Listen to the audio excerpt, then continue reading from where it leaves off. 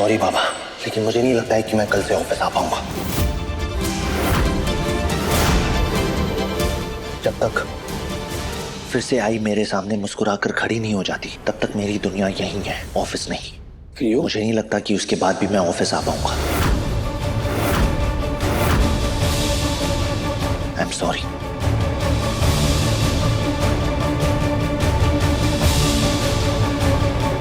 युग, तुमने मुझे जो बोलना है बोलो, चिल्लाना है चिल्लाओ, मुझे सजा देने में उसके लिए भी तैयार हूँ, लेकिन अपने सपने को मत तोड़ो प्लीज।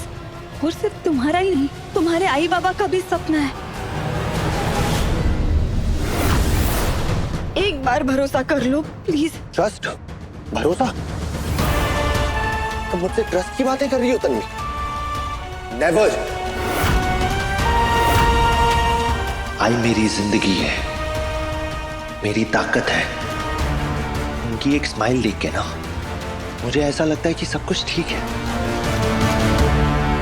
लेकिन आज वो बेड पे है। मैं ये नहीं कह रहा कि तुम्हारा इंटेंशन गलत है, लेकिन जो कुछ भी हुआ वो भी तो सच है ना। मुझे हर जगह सिर्फ मेरी आई का दर्द नजर आ रहा है, और इस दर्द के पीछे तुम्हारी एक छोटी सी गलती है। मैं तुम्हें हेट नहीं कर रहा हूं तन्वी, लेकिन मैं खुद से फाइट कर रहा हूं कि जिस लड़की को मैंने अपना लाइफ पार्टनर माना, अंधा भरोसा, अंधा ट्रस्ट रखा, उसे दोबारा ट्रस्ट करने में भी ना मुझे डर लग रहा है। ट्रस्ट जब टूटता है ना तो उसका साउंड सुनाई नहीं देता, लेकिन उसकी गूंज बहुत देर तक दिल में रहती है।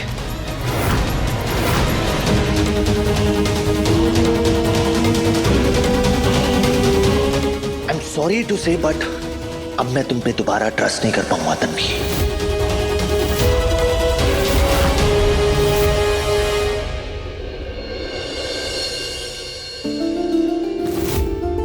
आई, प्लीज अपनी आंखें खोलिए ना। मैं आपको इस हालत में नहीं देख सकता आई। अगर आप आंखें नहीं खोलोगी ना तो मैं अपनी बेसुरी आवाज में गाना शुरू कर दूंगा।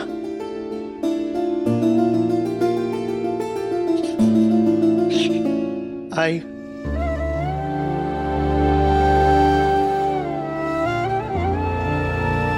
इट्स ओके, मैं कहीं नहीं जा रहा हूं। और जैसे ही आप उठेंगी ना, आप सबसे पहले मेरा ही चेहरा देखेंगी और फिर आप परेशान हो जाएंगी। अरे युग, कितना बोलता है रे तू।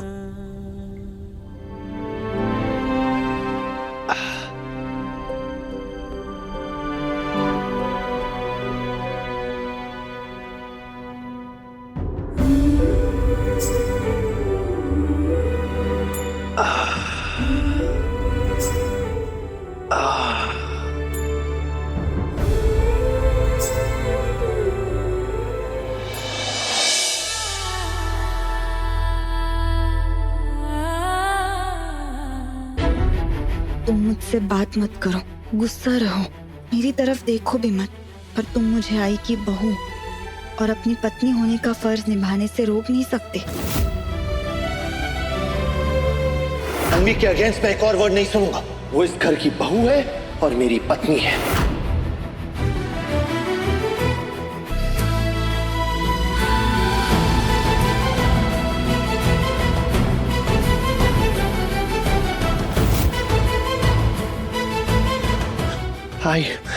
आई युग, क्या मैं तुमसे एक बात कह सकती हूँ?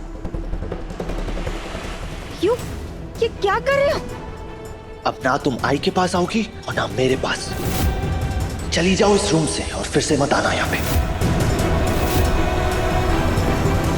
जस्ट गो यहाँ से।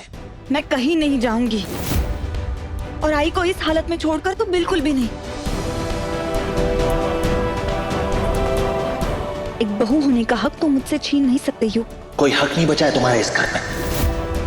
अब तुम फ्री हो, सो जस्ट गो यहाँ से। युग, तमीज से बात करो।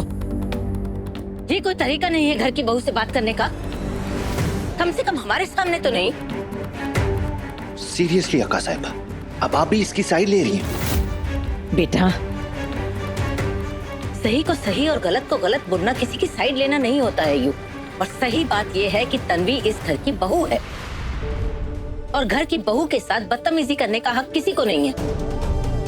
किसी ने तो मुझे समझा। थैंक यू अक्का साहब। नहीं नहीं बहू, तुम रो मत, हम तुम्हारे साथ हैं। लेकिन इस वक्त तुम्हें युग की बात मान लेनी चाहिए। कुछ दिनों के लिए युग और वैष्णवी के साथ तुम्हें दूरियां बना लेनी चाहिए, सिर्फ तब तक जब तक वैष्णवी बिल्कुल ठीक नहीं हो जाती। देखो, हम जानते हैं कि ये करना तुम्हारे लिए आसान नहीं होगा, लेकिन देखो, तुम खुद देखो, युग तुमसे कितना गुस्सा है, घर के सब लोग तुमसे कितना नाराज हैं। इसलिए बस कुछ दिनों के लिए ये दूरियां बना के रखो, फिर वैष्णवी ठीक हो जाएगी। धीरे धीरे युग का गुस्सा भी शांत हो जाएगा और फिर सब कुछ वैसा हो जाएगा जैसा पहले था। कुछ भी पहले जैसे नहीं होने वाला है अक्का साहब। आप तो जानती हैं, ट्रस्ट एक कांच की तरह होता है, एक बार टूट जाए तो फिर जुड़ना इम्पॉसिबल है। और तन्वी, तुम पर से मेरा ट्रस्ट टूट चुका है।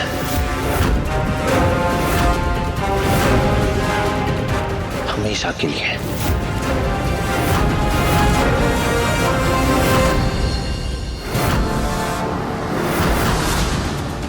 हमारे बेटे को जेल भेजा ना, तो उसकी बहुत बड़ी कीमत चुकानी पड़ेगी तन्वी। अब देखना, हम तुम्हें युग की जिंदगी से इस तरह दूर करेंगे कि तुम्हें इसका पता भी नहीं चलेगा।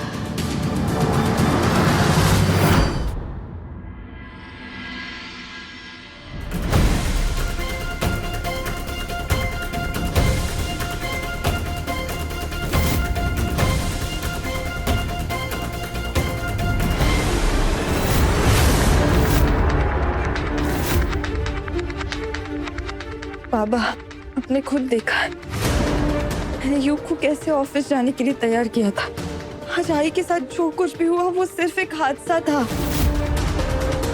इसको हादसे का नाम देकर खुद को बचाने की कोशिश मत करो तन्वी। आज जो कुछ भी वैष्णवी के साथ हुआ है उसमें गलती तुम्हारी थी। नतीजा देख लिया तुमने, देख लिया नतीजा। इसके लिए तुम ये सब कर रही थी, आज उसने ऑफिस जाने से ही मना कर दिया। एक तरफ वैष्णवी बिस्तर पर पड़ी है बेहोश होके, और दूसरी तरफ मेरा बेटा युग, वो अपने फ्यूचर को अंधेरे में ढकेले जा रहा है। तुम्हारी सिर्फ एक लापरवाही और तुमने इस घर की खुशियों को न जाने किस मोड़ पर लाकर खड़ा कर दिया।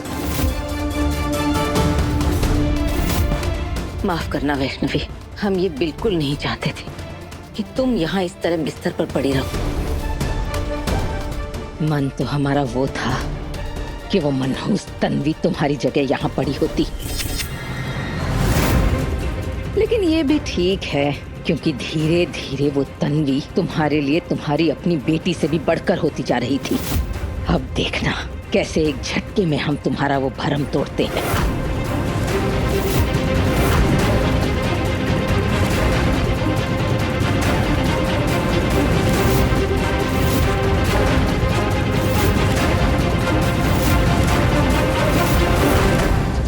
ये आप क्या कर रही हैं अक्का साहब?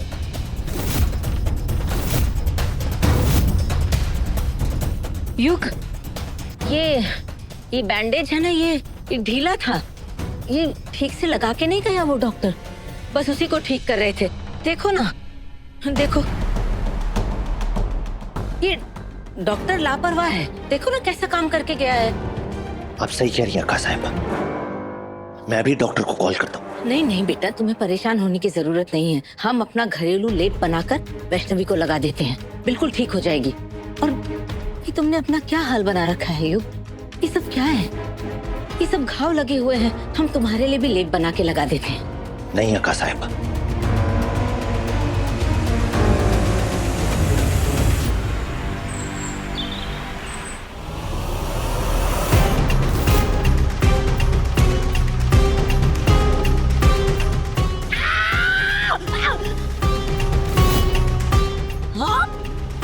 आप अंदर कैसे घुस गए? निकल जाइए मेरे घर से। सुनो, मैंने आपको कहा था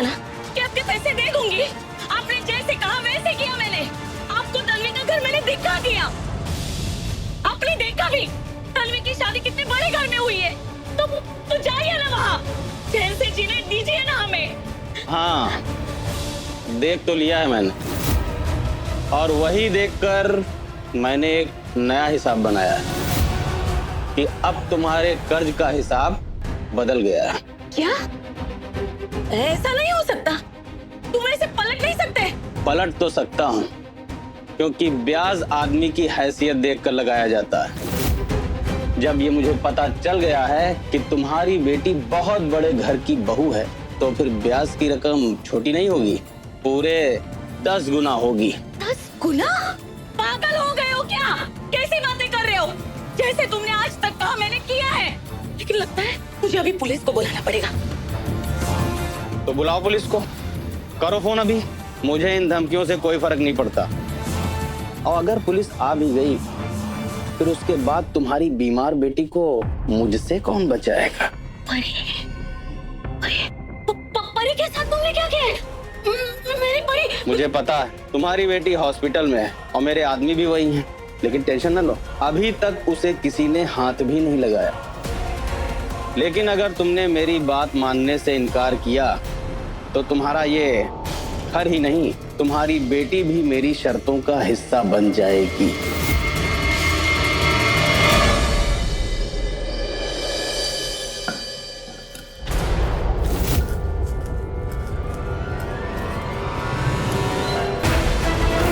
अक्का साहब, आप ये क्या बना रही है? तन्वी, बेटा हम वैष्णवी के लिए एक लेप बना रहे हैं, और हम सोच रहे थे कि युग को भी यही लेप लगा देंगे, लेकिन वो तो जिद पकड़ के बैठा है कि जब तक वैष्णवी ठीक नहीं होती, ना वो दवाई लगाएगा ना लेप लगाएगा।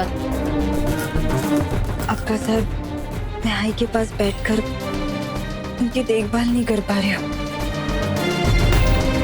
अब मुझे ये लेप बनाने दीजिए ना, कम से कम ऐसी मदद तो करनी दीजिए मुझे प्लीज।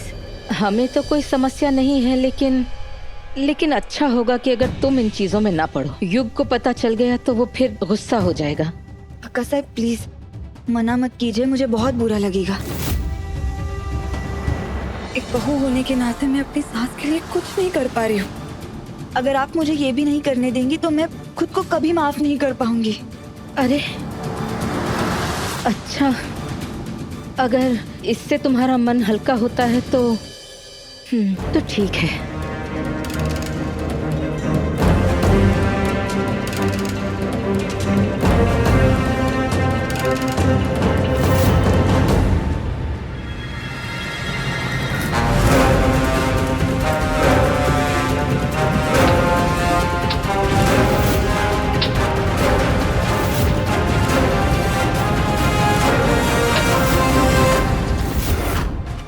सिर्फ किचन की लाइट कैसे चली गई?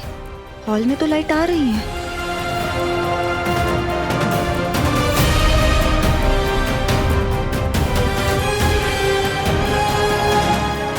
मेन स्विच चेक करती हूँ।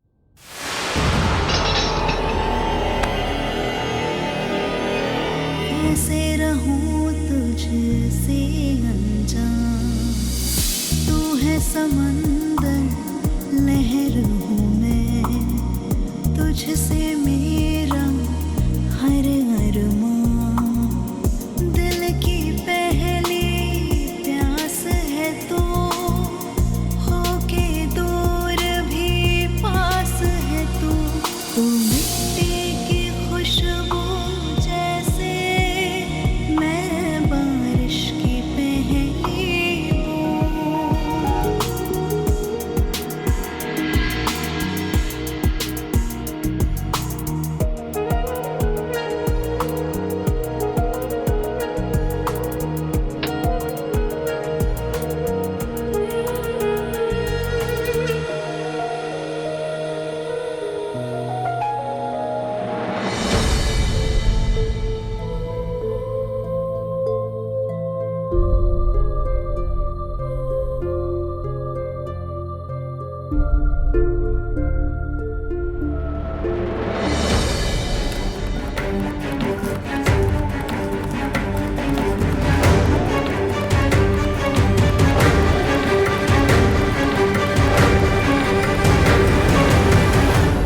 साहब लेप लेकर आई क्यों नहीं? ये घाव कब से खुला पड़ा है? अक्का,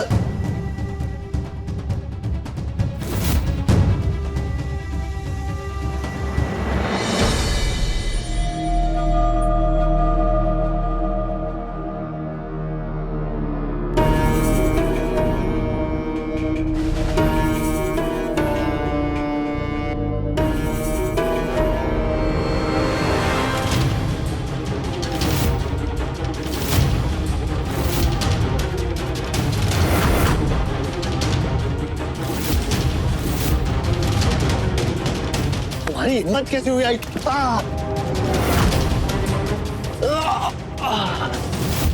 क्यों क्यों क्या हुआ?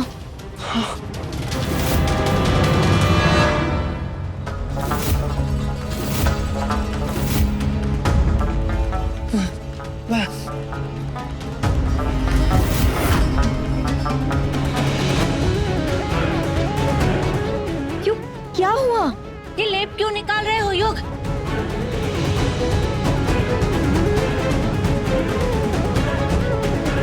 तुमने ये लेप बनाया था? हाँ, अक्का साहब इतनी रात को अकेले लेप बना रही थी। मैं नहीं चाहती कि मेरे होते हुए उनको परेशानी हो, इसलिए मैंने लेप बना दिया। लेकिन क्या हुआ? मैंने तुम्हें साफ साफ कहा था ना कि मुझसे और आई से डिस्टेंस मेंटेन करके रखना। तो मानी क्यों नहीं? समझ में नहीं आता है क्यों तुम्हें? बहू होने के नाते मैंने अपना फर्ज निभाया, मदद की, लेकिन ऐसा क्या हुआ जो तुम मुझ पे इतना गुस्सा कर रहे हो? पता नहीं क्या मिलाया तुमने इस लेप में। मेरी स्किन आग की तरह जल रही है और आई की तबीयत वो भी खराब होने लगी। नहीं, मैंने अपने तरफ से कुछ नहीं डाला है। अक्का साहब ने जो बताया सिर्फ उतना ही मिलाया मैंने। अरे हम तो सालों से ये लेप बनाते चले आ रहे हैं, घर के सभी बच्चों को लगाया है। किसी ने नहीं कहा कि उन्हें इस लेप से जलन हुई है। कहीं हमारे जाने के बाद गलती से तुमने कोई और चीज तो नहीं मिला दी? नहीं अक्का साहब, अरे तो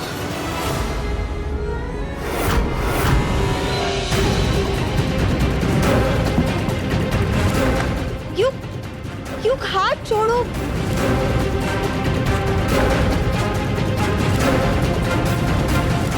युग, ये क्या कर रहे हो तुम? ये तरीका है अपनी पत्नी से पेश आने का? बड़ी है वो, तुमसे ऐसे हाथ पकड़ के खींचता है क्या कोई? रात को क्या शोर शराबा हो रहा है? कुछ नहीं भाऊजी, ये तन्वी ने वैष्णवी के लिए एक लेप बनाया था। वो लेप लगाने से वैष्णवी को थोड़ी जलन होने लग गई। मैं अम्बा भाई की कसम खाकर कहती हूँ, मैंने वही सब मिलाया जो मुझे अक्का साहब ने बताया था। आपको यकीन नहीं होता तो चेक कर लीजिए। हाँ, वैसे तो रात के खाने के बाद नौकर चाकर सब बचा हुआ कचरा बाहर ही फेंक आते हैं। हो सकता है कचरे की पेटी में उन चीजों का कचरा बचा हुआ हो जिन चीजों का इस्तेमाल करके लेप बना था। देख लेते हैं। नीम की डंडियां होंगी, हल्दी होगी, काली मिर्च,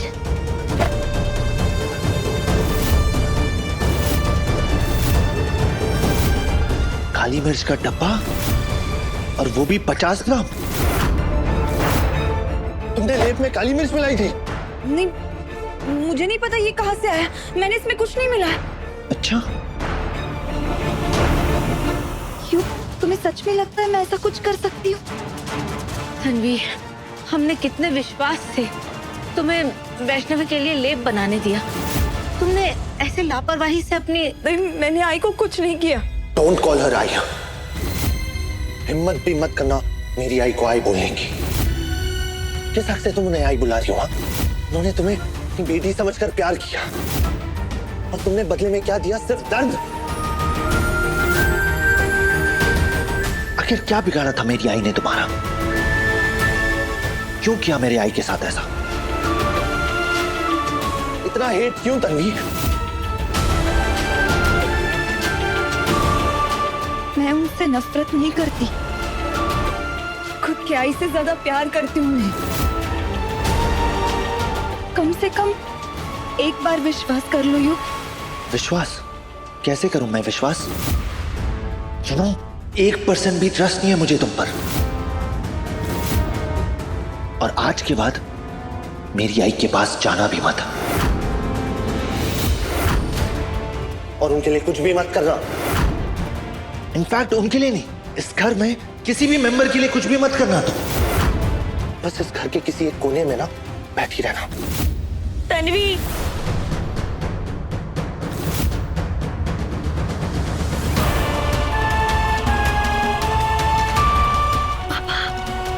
काकू, आप लोग इतनी रात को यहाँ? अब ठीक तो है ना? ओ गुंडे ने हमें हमारे घर से बाहर निकाल दिया। मैं कहाँ जाती, क्या करती? अरे परी हॉस्पिटल में है, अक्षय कॉलेज चला गया और तेरे बाबा को लेकर मेरे पास कोई ठिकाना भी तो नहीं था। क्या तुम अपने घर पे हमें पनाह दोगी प्लीज? ये घर है, कोई धर्मशाला नहीं है कि जिसका मन किया मुंह उठा के जब जी चाहे यहाँ अंदर घुसा चला आया।